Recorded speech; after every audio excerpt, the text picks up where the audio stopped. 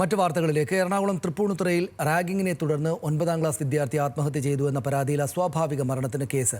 മരിച്ച മിഹിറിന്റെ അമ്മയുടെ പരാതിയിൽ ആരോപണ വിധേയരുടെ മൊഴി ഹിൽ പാലസ് പോലീസ് രേഖപ്പെടുത്തി. സ്കൂളിലെ ഒരു പ്രത്യേക ഗ്യാങ് മിഹിറിനെ ക്രൂര റാഗിങ്ങിന് വിധേയനാക്കിയെന്ന് അമ്മാവൻ പറഞ്ഞു. എന്നാൽ ആരോപണങ്ങൾ ഗ്ലോബൽ പബ്ലിക് സ്കൂളിലെ പ്രിൻസിപ്പൽ നിഷേധിച്ചു.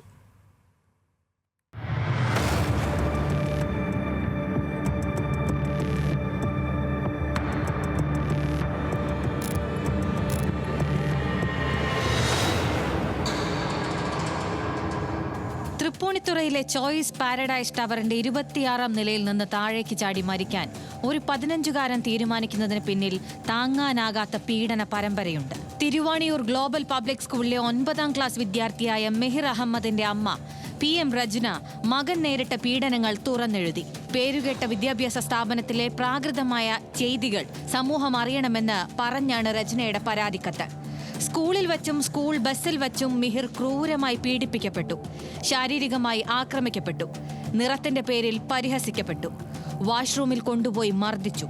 ക്ലോസറ്റിലേക്ക് ബലാത്സകാരമായി മുഖം പൂഴ്ത്തിപ്പിടിച്ച് ഫ്ലഷ് അടിച്ചു. ടോയ്ലറ്റിൽ നക്കിപ്പിച്ചു.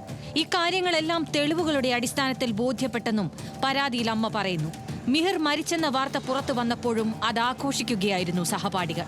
മകന്റെ മരണം തിമിർത്താഘോഷിക്കുന്നവർ അവൻ ജീവിച്ചിരിക്കുമ്പോൾ എത്രമാത്രം പീഡിപ്പിച്ചിരിക്കാമെന്ന് അമ്മ ചോദിക്കുന്നു.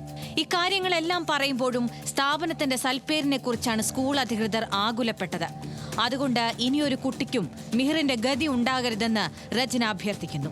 നേരത്തെ ഇതൊന്നും അറിയിച്ചില്ലെന്ന സ്കൂൾ അധികൃതരുടെ വാദവും മിഹിറിന്റെ അമ്മാവൻ ഷെരീഫ് തള്ളിക്കളയുന്നു. അതായത് ഈ ഇൻസിഡന്റിനെ പറ്റിയിട്ടും നമുക്ക് കിട്ടിയ പ്രൂഫും എല്ലാം നമ്മൾ സ്കൂളിന് കൈമാറിയിട്ടുണ്ടായിരുന്നു. നമ്മളൊരു മെയിൽ അയച്ചിട്ടുണ്ടായിരുന്നു സ്കൂളിന് 23rd January.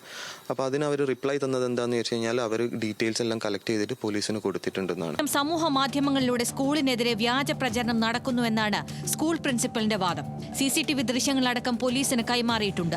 അധ്യാപകരോട് പോലും പരാതികളൊന്നും പറഞ്ഞിട്ടില്ലെന്നും സ്കൂൾ പ്രിൻസിപ്പൽ ദിലീപ് ജോർജ് വാദിക്കുന്നു.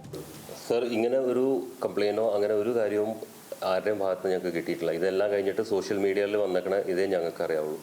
റാഗിങ്ങിനെ തുടർന്നാണ് മകൻ ആത്മഹത്യ ചെയ്തതെന്ന അമ്മയുടെ പരാതിയിൽ അസ്വാഭാവിക മരണത്തിന് പോലീസ് കേസെടുത്തു. ആരോപണ വിധേയരുടെ മൊഴി ഹിൽ പാലസ് പോലീസ് രേഖപ്പെടുത്തി.